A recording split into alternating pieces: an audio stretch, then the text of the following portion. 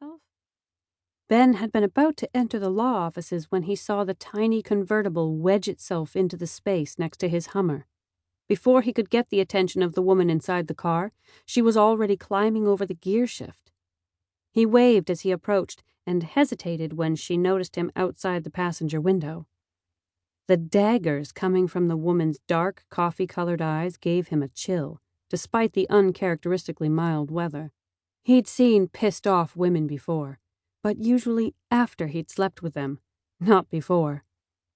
"Sorry about the parking. This thing is a little big," he yelled. He'd signed an endorsement deal with GM years before, and he was under contract obligation to drive the beast. He'd asked for a truck, but they'd insisted the Hummer better suited his image. "Just give me a second and I'll move it." The woman opened the door, pushing through tree branches. "Don't bother. You'll be leaving before me," she said, climbing out, ducking to avoid the pointed twigs and leaves. "Can I help you with your things?" he asked, as she bent to retrieve her briefcase and a stack of file folders. Out of habit, his eyes shifted to the long, shapely legs and sexy ankles, and he had to remind himself why he was there. His weakness for hot women had landed him in enough trouble. "I got it, thanks," she said tightly, avoiding his gaze as she struggled to close the door. She was taller than he'd expected, her 3-inch heels putting her head just below the line of his jaw. The perfect height to kiss. The perfect lips, too. The full, pale nude glossed mouth would be incredibly tempting. Under different circumstances. She cleared her throat loudly, and his stare snapped back to hers. "Excuse me," she said, moving past him.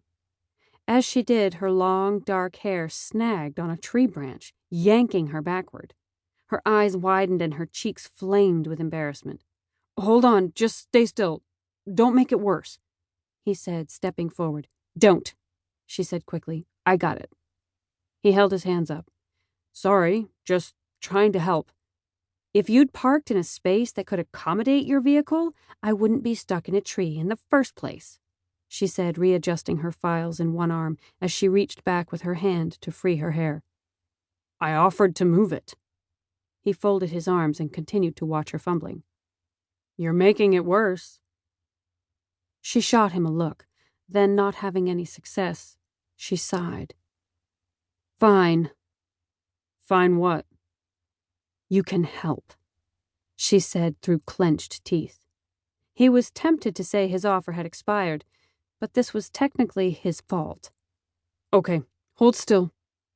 Trying to avoid the scratchy tree branches poking him, he stood in front of her and reached around.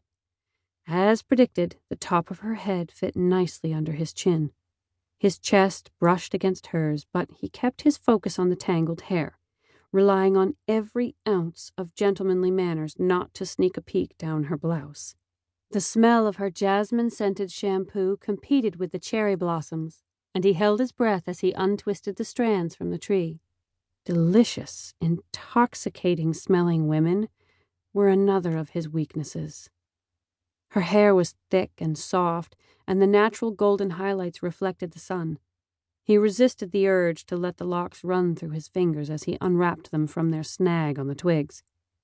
She was perfectly still, her eyes staring straight at his chest, her breath warm against his neck as he worked. He could hear the dull throbbing of a heartbeat, but he couldn't be sure if it was his or hers. The close proximity made him suddenly uncomfortable, and after freeing the last of her locks, he moved away quickly. "There." "Thank you," she mumbled, but it sounded more begrudging than grateful. Avoiding his gaze, she smoothed the hair back in place and stepped around him. He rushed to match her pace as she headed toward the building. "Do we know each other?" She looked familiar, and the knot in his stomach had him questioning whether he'd had the pleasure of meeting her before. It might explain the way she was acting. "Not yet," she said. At the office doors, she reached for the handle, but he stepped quicker. Holding it open, he gestured for her to enter. "After you." She sighed as she went inside. "Look, I apologized about the Hummer." "It's fine." She hit the button for the elevator.